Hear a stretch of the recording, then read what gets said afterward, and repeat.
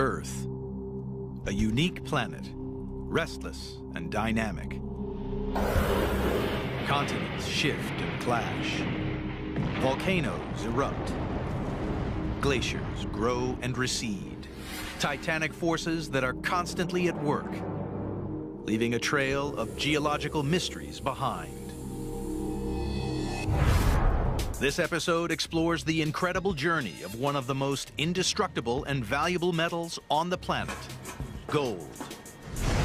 Created in outer space, an immense explosion blasted minute particles of gold at 70 million miles per hour into the rocks that form our planet.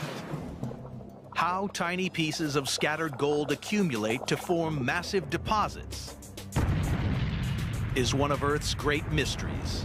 To find the answer, geological detectives sift through ancient riverbeds, hunting for hidden treasures above and below ground,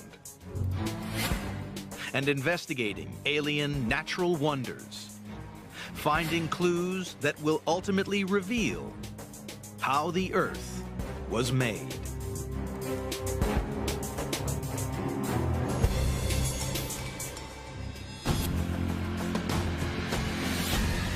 Gold has mesmerized man for thousands of years.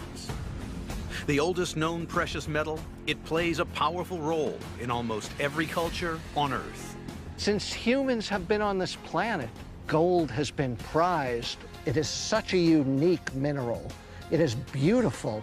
You can take an ounce of gold and stretch it in a thin string, and it'll go for 35 miles. But the key to gold's enduring value is its inactivity. It won't bind with anything else except itself. Gold doesn't get used up, it gets recycled. The ring you're wearing may be the exact same gold that was in some of the gold the pharaohs wore centuries ago. With all these properties, it's no wonder gold has been treasured by man down through history. Man has mined gold for thousands of years, but found only 160,000 tons worldwide, enough to fit comfortably inside a 4-bed house. Physicists discovered that this ultimate metal was created in outer space, long before planet Earth existed, over 5 billion years ago. Gold and other heavy metal atoms formed in the maelstrom of a supernova, a giant dying star.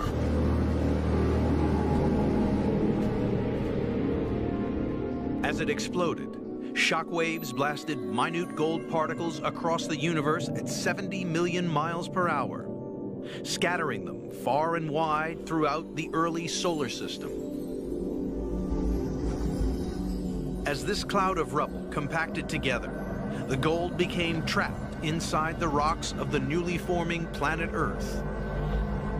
Widely dispersed and inactive, to this day, most of the Earth's gold remains as tiny, isolated particles in the rocks.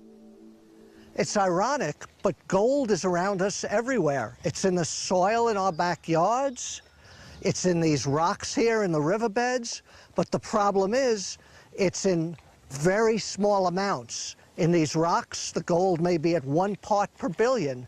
That's like finding just a grain of sand in an Olympic-sized swimming pool.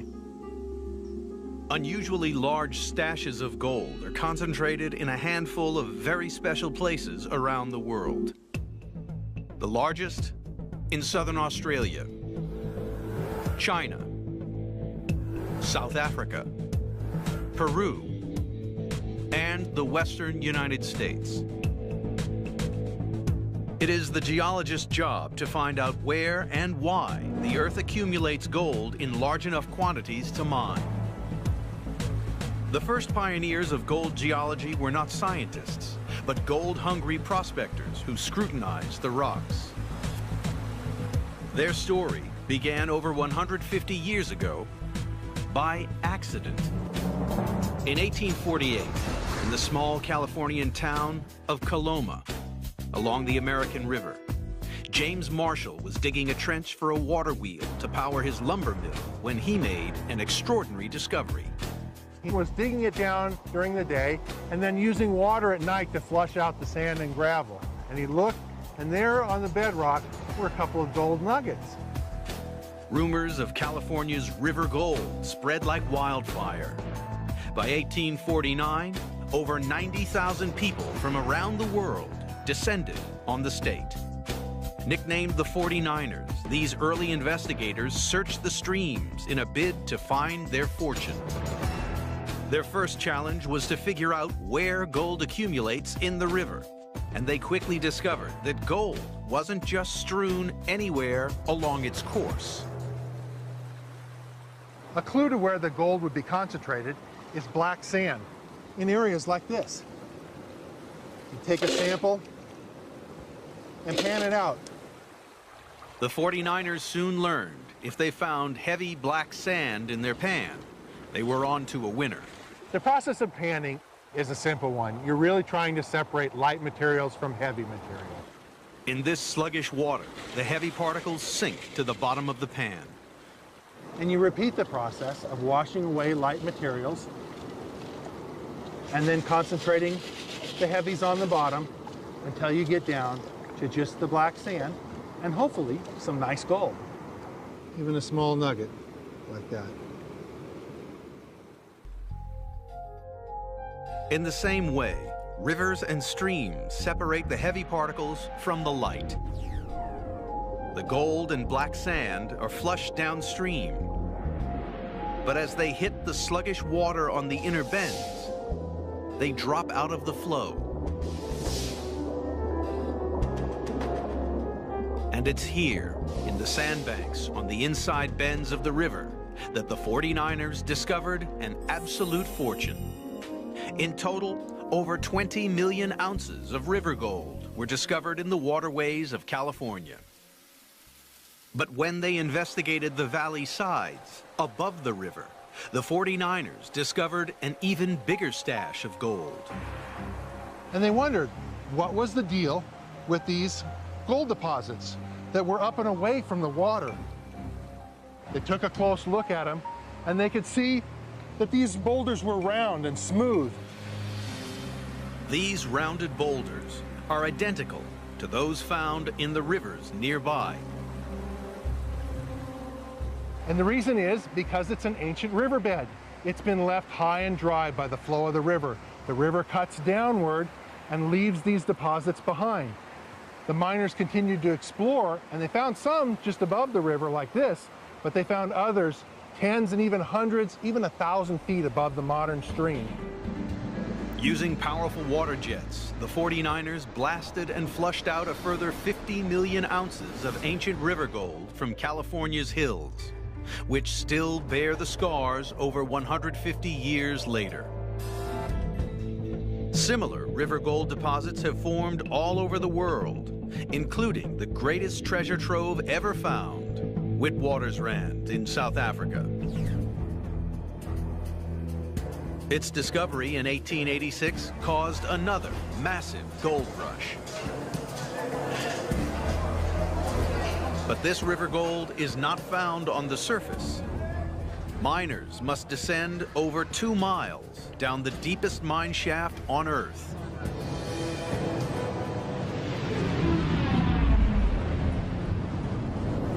Half the gold on this planet has been produced from that one group of deposits. Most geologists believe that these unique deposits formed from ancient river systems, concentrating these in old river gravels. Over millions of years, thousands of ancient rivers carrying gold spilled into a huge lake, dumping a massive gold deposit. This ancient lake bed is now buried miles underground. To date, Witwatersrand has produced over 1.4 billion ounces of gold, worth over $1.5 trillion. And geologists believe the same value of gold still remains untouched. In the search for California's river gold, 49ers found heavy black sand, a sign that gold is deposited on the inside bend of a river, and gold buried beneath rounded boulders in the valley walls, proof that rivers have been depositing gold for millions of years. The 49ers suspected that rivers were carrying gold down from a source somewhere in the mountain, the Mother Lode. But the quest to understand where this motherlode gold originated would take geologists deep inside the Earth and face to face with some of the most destructive powers on the planet.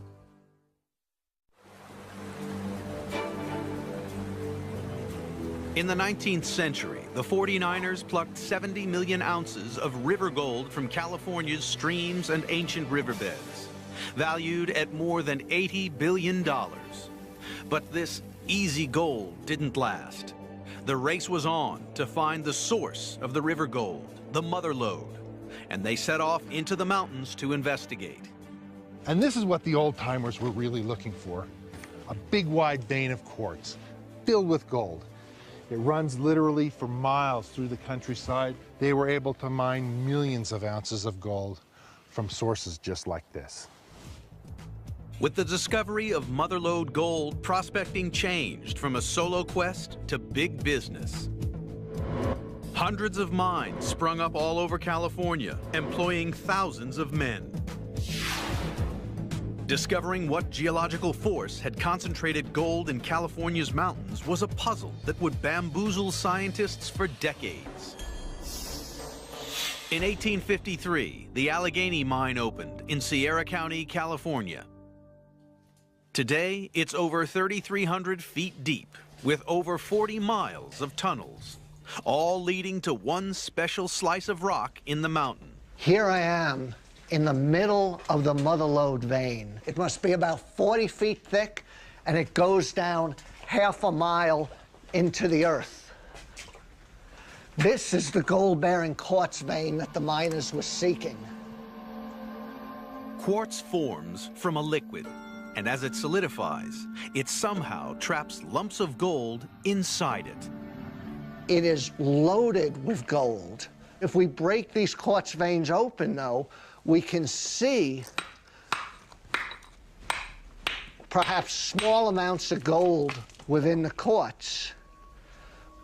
This is just an amazing piece of quartz. You can see all the free gold in it. It's just bright and glistens. There are actually clues to how the gold got here within the quartz that was deposited with the gold. Trapped inside the quartz are tiny bubbles of fluid. They are minute remnants of a stream of water and minerals that once gushed up this vein.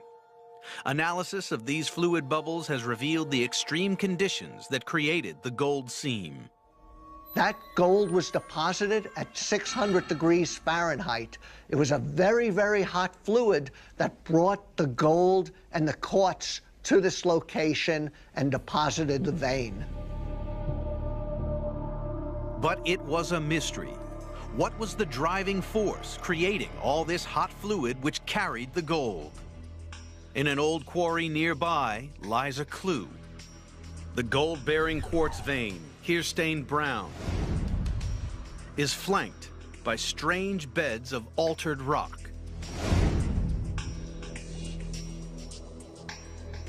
When the old-timers saw rocks like this, they would get excited. They knew they were getting close to the source of the gold.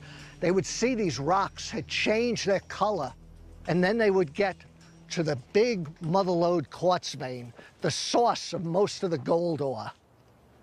This quartz vein is sandwiched between these altered rocks. And looking at these altered rocks, you see they're all deformed. They're up on end, they're sheared up, they're broken, they're folded. These veins run for hundreds of miles in a north. Similar sandwiches of gold quartz and broken rock are found along the entire length of California.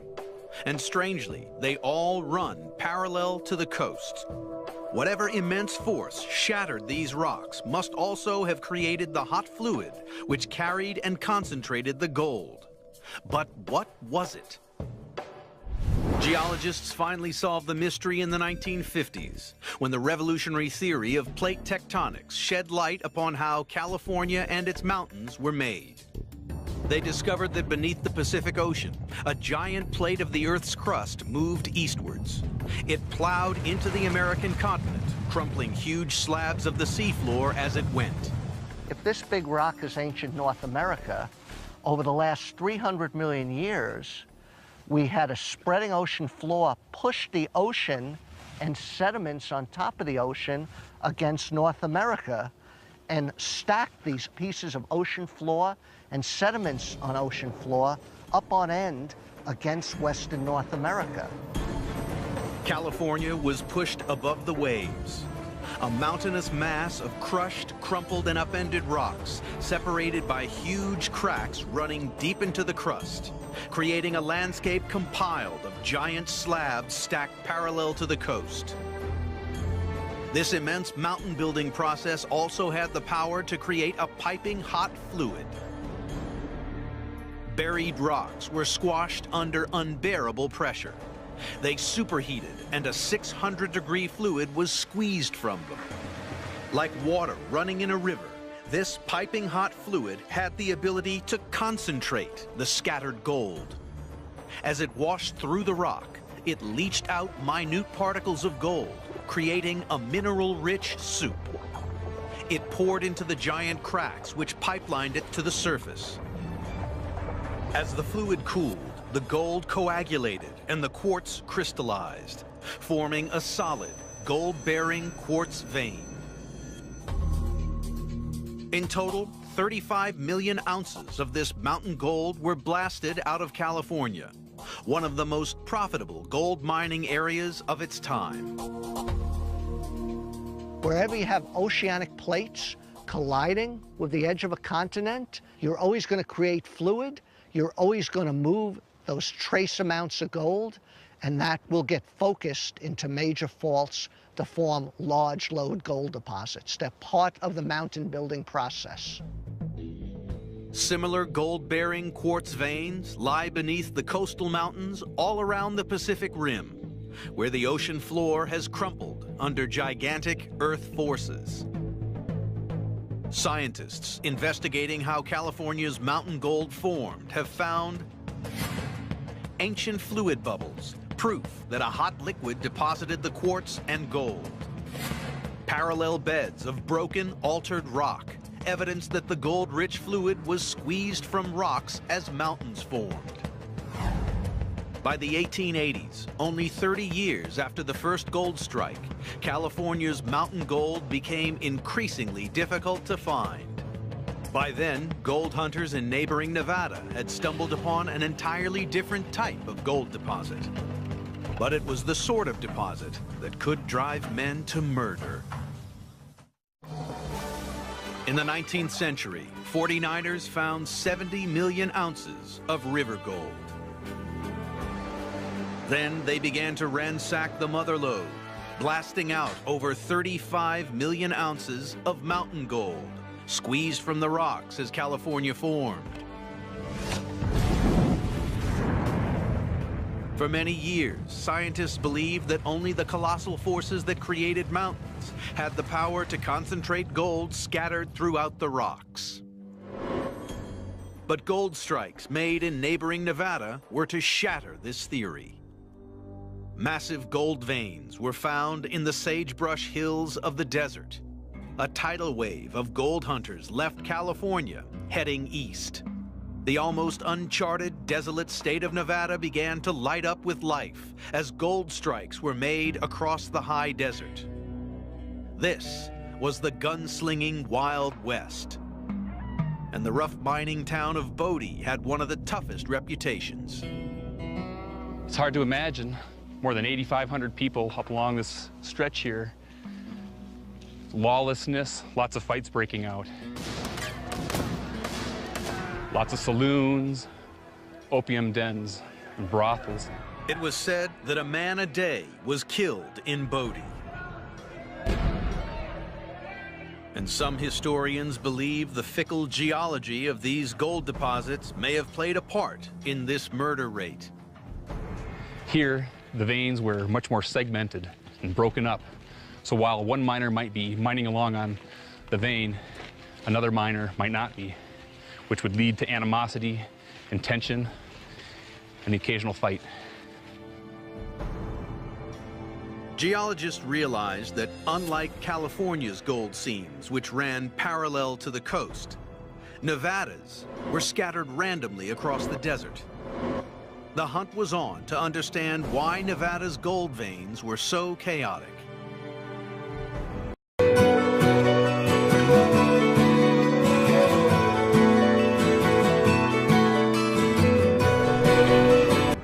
"300 miles northeast of the cramped old mine in Bodie is the Midas Mine. Large enough to drive a truck down, it's one of a handful of remaining gold quartz mines in Nevada, and it's a geologist's paradise. It's wonderful to have an underground mine because when you go underground, you have a three-dimensional picture of the geology. It really helps you get a feel for what clues to be looking at that we might see on the surface, that we might see better expressed underground. Working mines like Midas have become geological laboratories and are helping to unlock the mystery of Nevada's scattered gold veins.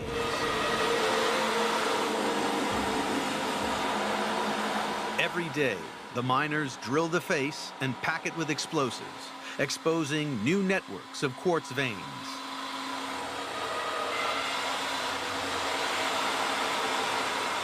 This is just like the old days, but more high-tech. They're gonna drill the face out, load it with explosives, and blow it up. 450 pounds of explosives are about to blow to reveal the gold-bearing quartz vein.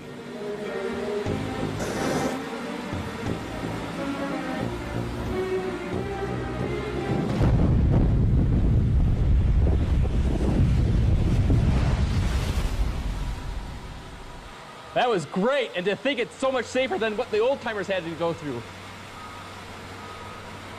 Once the dust settles, it's possible to take a closer look. This is quite a nice big quartz vein.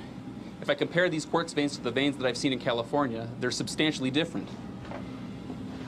For one, if I look at these bands, these dark gray bands in here, These gray bands are the first sign that something very strange has happened here. in a hand sample, I'll see that there's lots of gray material. All that gray material is silver. If I look even closer, I can see little fine flecks of yellow. That's gold. The source rock that formed all of these veins was much different than the source rock that caused the California veins to form. The California veins only have gold, and these are loaded with silver. And the clue to the identity of the source of Nevada's gold lies either side of the quartz vein. Unlike California, these wall rocks are not crushed and have never been on the ocean floor. This wall rock is of a volcanic origin, very similar to like Mount St. Helens. So it wasn't mountain building that concentrated the gold and silver in this vein, it was a volcanic process. Perhaps the Midas Mine was once a giant volcano. Geologists went looking for clues not inside the mine, but directly above it. Everywhere above the Midas Mine, we see these strange outcrops. They're flat on the top like a table, and if I look closer, I can see fine little bands and layers. The outcrop is made of thin layers less than 1/8 of an inch thick. And there are thousands stacked on top of each other like a deck of cards. You've got browns and yellows, whites and purples. Understanding outcrops like this will help us understand why gold is deposited at such shallow depths within the Midas Mine. These distinctive layered rocks are not formed by a volcano, but another type of volcanic process that can still be seen today.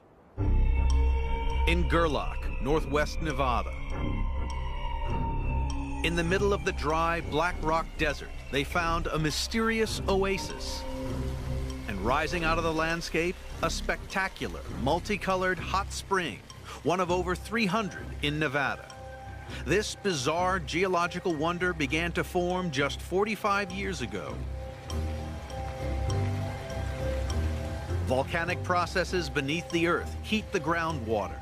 It spills out at the surface, and like a boiling tea kettle, dumps a layer of mineral scale. The water is slowly running over the tops of these terraces. It's depositing minerals in fine little sheets, kind of like a deck of cards or a book on end. This rock from over there has fine laminations or layers. Rocks like these and terraces like those are found right above the Midas Mine, which tells me that Midas was once an enormous hot spring. Geologists realized it was hot springs that brought the gold and silver quartz veins to the surface in Nevada. Gold and silver particles are scattered in molten rocks deep inside the earth. This hot rock released a gold and silver-rich fluid. As rainwater soaked into the ground, it reached the scorching rocks deep in the crust and superheated to 900 degrees Fahrenheit. Hot and buoyant, the water began to rise, sucking up the gold and silver soup as it went. As it neared the surface, the water boiled and dumped bands of silver and flecks of gold in the chaotic, fractured pipework of the hot spring.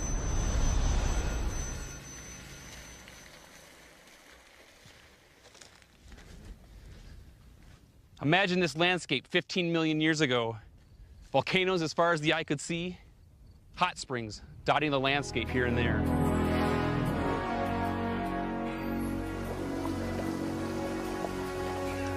Gold is forming at this moment in hot springs all over the world. Even Yellowstone has traces of gold in its water. One of the world's biggest and most profitable gold mines, Yanacocha, northern Peru, is a gold and silver deposit which man has plundered since the rule of the Inca 800 years ago. High in the volcanic Andes, it's a massive 535 square miles and has produced over $5 billion worth of gold, all of it originating beneath a bubbling hot spring. Scientists investigating how gold-silver veins formed in Nevada have found volcanic wall rock, proof that the gold-rich fluid came from molten rock, and a multicolored layered outcrop, evidence that ancient hot springs deposited gold in Nevada. Nevada's hot spring gold deposits yielded over 40 million ounces of gold and 500 million ounces of silver. But by 1920, Nevada's gold seams were increasingly uneconomical to mine. The desert became littered with ghost towns. It looked like America had run out of gold. But in 1961, a new type of deposit was found. But it couldn't be seen or touched. It was invisible. It would become the biggest strike in the history of America's gold. America's gold was concentrated by incredible mountain-building forces that formed California and volcanic processes deep beneath Nevada's hot springs. But as the deposits became exhausted, geologists frantically searched for new stashes of gold. Then, in 1961, geologist and gold prospector John Livermore noticed a suspicious 50-mile-long crack in the middle of Nevada called the Carlin Trend and set out to investigate. John Livermore came to these hills following up a theory that gold deposits would be aligned directly above a deep crack in the Earth's crust. He'd come up to outcrops like this, and he would go ahead and want to look at them. The rocks are a strange mixture of mud and quartz, a mineral created in hot fluid, and a good clue that gold might be deposited nearby. Based on his experience, he knew a lot of hot fluid had come up this crack. However, he couldn't see any evidence of gold, no quartz veins, no visible gold. But on a hunch, he sampled this rock, took it back to the assay lab to see if there was any gold in it. In assay labs, rocks are crushed and blasted in a furnace to over 1,800 degrees. And as the liquid rock cools, the minerals begin to separate. At the end of this process, something extraordinary has happened. An ordinary-looking rock actually contained a grain of gold. At a concentration of about 5,000 times you would normally see in the Earth. It doesn't look like much, but this is what they mine every day. Livermore's hunch paid off. 50 miles long and 5 miles wide, the Carlin Trend is now one of the largest mining districts in the world. This vast man-made pit is big enough to be seen from space. This is the Betsy Post Pit, one of the world's largest gold mines. It contains 45 million ounces of gold. They have to mine 10 tons of rock in order to get 1 ounce out. As you can see, it's huge, 2 miles long, mile wide, 2,000 feet deep. Because gold is so valuable, the extraction of just a few thousand ounces a day pays for this extraordinary mining operation. And removing the gold ore requires drastic action.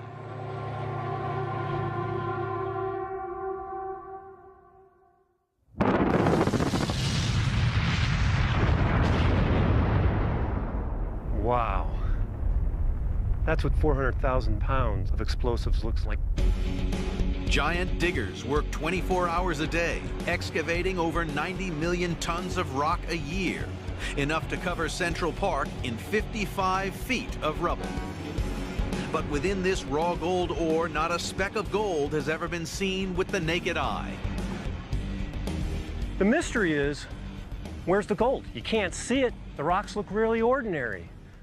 The clue to where this gold is hidden is in the internal structure of this rock. Magnified 500 times, the gold is still invisible. But this rock is an extraordinary lattice of quartz and mud, perforated with strange cavities. It looks like a honeycomb, like something's eaten away at it.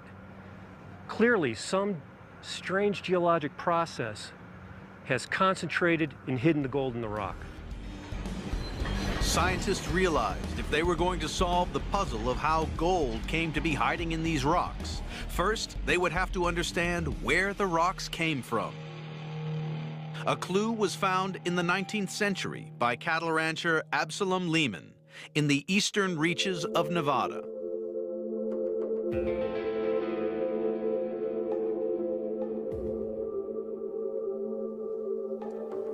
In 1885, Absalom Lehman stumbled upon a hole in the ground. And with rope and lantern, he lowered himself in the earth and discovered this beautiful cave system with some of the most spectacular cave formations in the world. The solid foundations of this cave are made of a messy mixture of mud and calcium carbonate shells. They are the remains of tiny sea creatures, evidence that Nevada was once covered by an ancient tropical sea. For millions and millions of years, creatures with shells composed of calcium carbonate began to rain down through the ocean and accumulate on the seafloor, forming this calcareous ooze. Later, this ooze hardened into a sedimentary rock called limestone. They were formed when water eroded the huge limestone bed that sits underneath Nevada. And back over at the Carlin Trend, scientists noticed that the gold ore was made of a very similar type of rock. They figured out that the Lehman Cave limestone and Carlin Trend gold ore must once have been the same rock. This is fresh limestone. This is gold ore. Clearly something happened to change this rock into this spongy gold-bearing ore. Well, the clue is in the chemical reactivity of this limestone. If I put dilute hydrochloric acid on this limestone, note how it fizzes. Very reactive. The acid is eating away at the rock. Now if I put the acid on the spongy gold ore, no reaction. The fluid is soaking into the rock like a sponge. Scientists concluded the reason Carlin Trend gold ore did not fizz is that it had already been attacked by an acid. Beneath the bed of limestone at Carlin is a gigantic vertical crack. Geologists now believe that a blast of hot, acidic, gold-rich fluid was once forced upwards from deep within the earth. It streamed through the crack, drenching the limestone. The acid ate into it, leaving a sponge-like, muddy framework behind. And in the cavities, it dumped quartz and the most minute sprinklings of gold.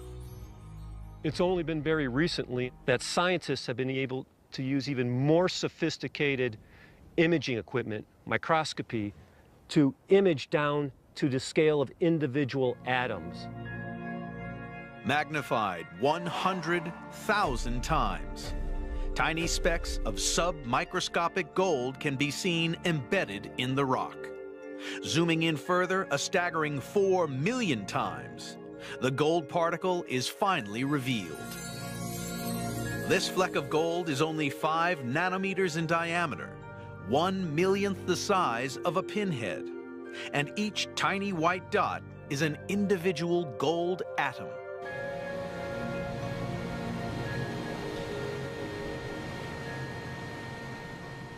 These ordinary-looking rocks have produced 65 million ounces of gold from a single crack in the earth known as the Carlin Trend. And it's made the United States the 4th largest gold producer in the world.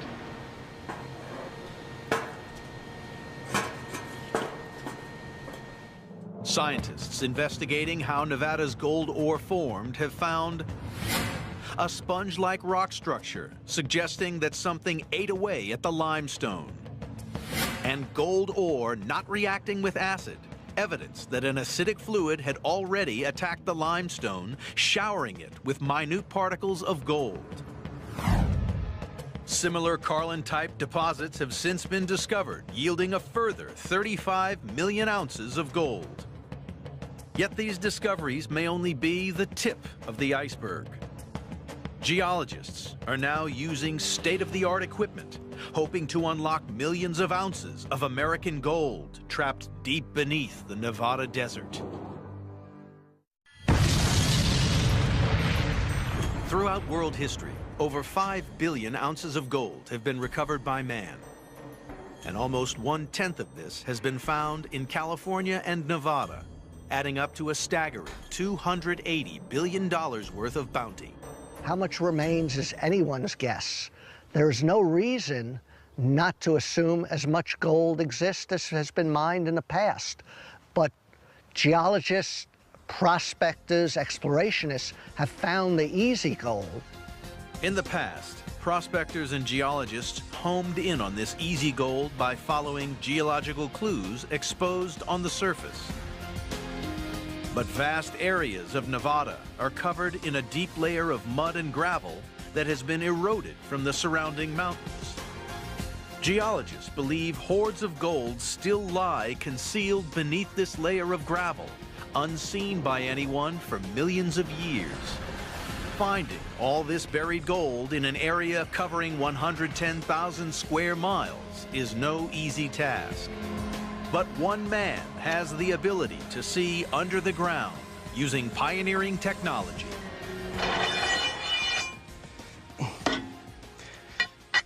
I've got gold in the hills around me. I've got good reason to believe there's gold beneath me in the rocks. If I could just see through this sand and gravel. This little piece of equipment, I believe, is going to help me figure that out. The geoprobe is drilling not for rocks, but for groundwater 200 feet below the surface. And it's this groundwater that holds the key to finding Nevada's hidden gold. If there's a gold deposit concealed by the sand and gravel, the groundwater will interact with it and it'll pick up clues.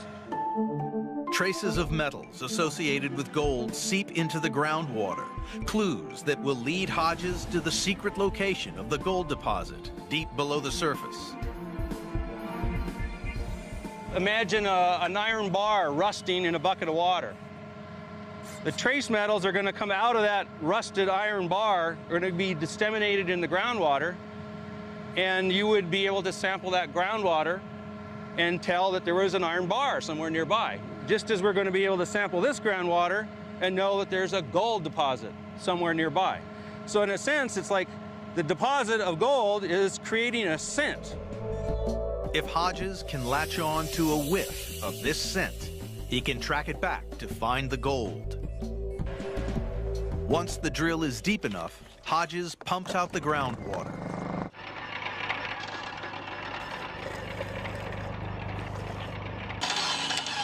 Okay, I think I've got enough sample now. Somewhere in this bucket of muddy water, I believe you've got some clues. This is no ordinary pickup truck. It's a state-of-the-art mobile laboratory. Hodges measures how many trace metals are in the groundwater, and the scent here is particularly strong. And it's telling me that I've likely got a lot more trace metals. Arsenic, antimony, mercury, copper, lead, zinc are the kinds of trace metals that are often associated with gold deposits. And it looks to me like we've moving in the right direction. In the same way the old-timers traced the gold up into the mountains, Hodges tracks the increasing concentration of trace metals in the groundwater. It's like a little childhood game of hide and go seek. Am I getting hotter or am I getting colder? And that makes it a science. The net is tightening around the gold deposit. The scent is strongest in this 4 square mile target zone. But it's still too large an area to begin test drilling for gold. To focus in further, Hodges needs to literally see inside the earth. Well, this instrument here is a gravitometer. And it has the ability to measure how dense the rocks are beneath this point. Just as there's a landscape here on the horizon behind me, there's a landscape in the bedrock underneath me. Multiple readings from the gravitometer create a secret treasure map of the terrain submerged beneath the surface gravel. From this rock density map, Hodges can pinpoint the likely location of the gold deposit. He has found a suspect gash in the earth over a mile long and 250 feet below the surface. It's a good sign, as gold is often found deposited in deep cracks. It's time to start drilling for gold. The diamond-studded drill probes the crack and extracts a cylinder of bedrock. This is the first in a sequence of test drills along the crack, and the results are tantalizing. After all this traveling around, I'm finally able to see the rocks for the first time.